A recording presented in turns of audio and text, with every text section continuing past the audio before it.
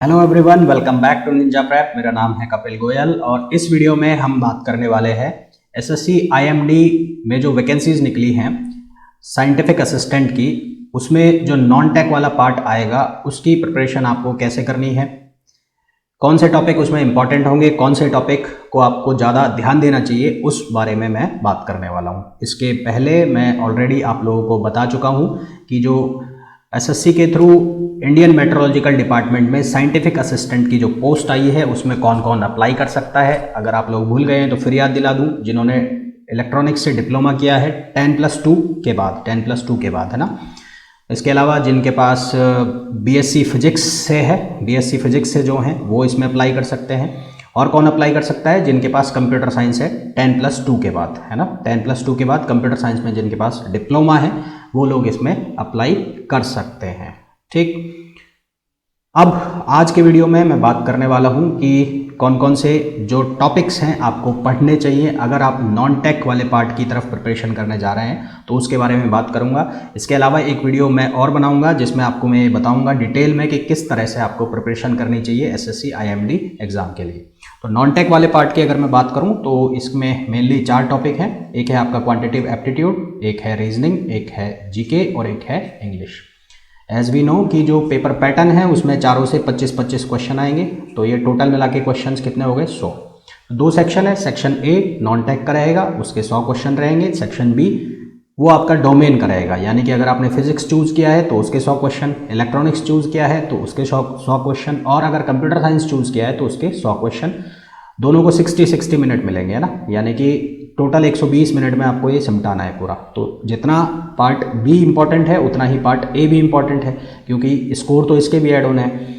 तो ये 4 main part हो गए। अब इनमें देख लेते हैं कि आपको क्या पढ़ना चाहिए और क्या नहीं पढ़ना चाहिए। तो उसके लिए मैंने एसएससी सीजीएल के पुराने जो पेपर हैं उसके बेस पर ये एक एनालिटिक्स थोड़ा छोटा मोटा किया हुआ है, तो इसको देख के आप अंदाज़ा लगा सकते हैं कि क्या टॉपिक रहेंगे और कौन सा आपको ज़्यादा पढ़ना है, कौन सा कम पढ़ना है। तो ये कुछ ब्लॉक्स टाइप बने हुए हैं। तो सबसे पहले मैं बात करूं अगर क्वांटिटेटिव एप्टीट्यूड की, तो यहाँ पर क्वांटिटेटिव एप्टीट्यूड को देखें तो कितने टॉपिक्स हो गए? एक हो गया algebra, average, percentage profit and loss, interest, trigonometry, geometry, basic maths, ratio and proportion, number system, data interpretation, time distance and miscellaneous.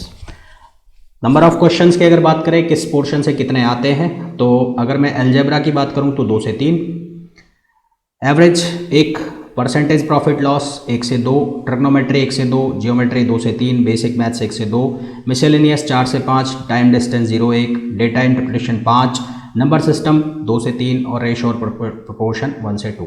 तो अगर इंपॉर्टेंट टॉपिक कौन कौन से हैं उसकी बात करें तो एक तो डेटा इंटरप्रिटेशन हो गया, 5 क्वेश्चन खा रहा है यहाँ से, है ना। अलजेब्रा 2 से 3 क्वेश्चन आ रहे हैं, जियोमेट्री ये एक इंपॉर्टेंट हो गया, नंबर सिस्टम ये इंपॉर्टेंट हो गया, मिसलेनियस ये एक इंपॉर्टेंट टॉपिक हो गया, ठीक है। उसके बाद परसेंटेज लॉस हो गया, ट्रिग्नोमेट्री हो गया, रेशियो प्रोपोर्शन हो गया, यहाँ सभी से 1-2 क्वेश्चन आ रहे हैं, और 0 से 1 क्वेश्चन टाइम एंड डिस्टेंस से आ रहा है, यानी कि ये इतना इंपॉर्टेंट नहीं है जिसको हम बहुत ज़्यादा टाइम देते हैं, इसके ऊपर बहुत सारे क्वेश्चन करते रहते हैं।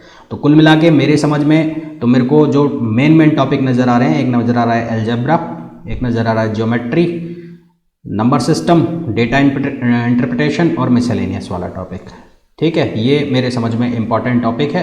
तो इनके ऊपर जब जैसे भी तैयारी करो, जो भी बुक से तैयारी करो, वीडियो लेक्चर देख के तैयारी करो, तो इन टॉपिक्स के ऊपर ज़्यादा काम करना। रीजनिंग की बात कर लें तो रीजनिंग में कौन कौन से टॉपिक हैं, सबसे पहले उसकी बात कर लें। Analogy, blood relations, symbols and notations, direction and distance, clock calendar, coding decoding, syllogism, sitting arrangements, cube and dices, Venn diagram, miscellaneous, alphabetical arrangements, mirror and water image, paper cutting, figure problems, classification, series in missing numbers, arithmetic operations and word formation. तो यहाँ से अगर हम देखें कौन कौन से important topic है, तो एनालॉगी 4 से 5, एक कोडिंग डिकोडिंग, सिलोजिज्म, उसके बाद मिसलेनियस, क्यूब्स एंड डाइस नहीं, ये फिगर्स प्रॉब्लम एंड क्लासिफिकेशन। तो ये कितने टॉपिक हो गए? 1, 2, 3, 4, 5, 6, ये 6 टॉपिक हैं जो कि जिनका वेटेज ज़्यादा है। तो जब तैयारी करो, ऐसा नहीं है कम नंबर वाले छोड़ने हैं हमें, पढ़ने हमें सारे हैं, पर पहले किसको ज़्यादा देना है टाइम और किसको कम देना है वो अब आपको समझ में आ गया होगा। बहुत समझदार हो तो इतना समझाने की ज़रूरत नहीं पड़नी चाहिए।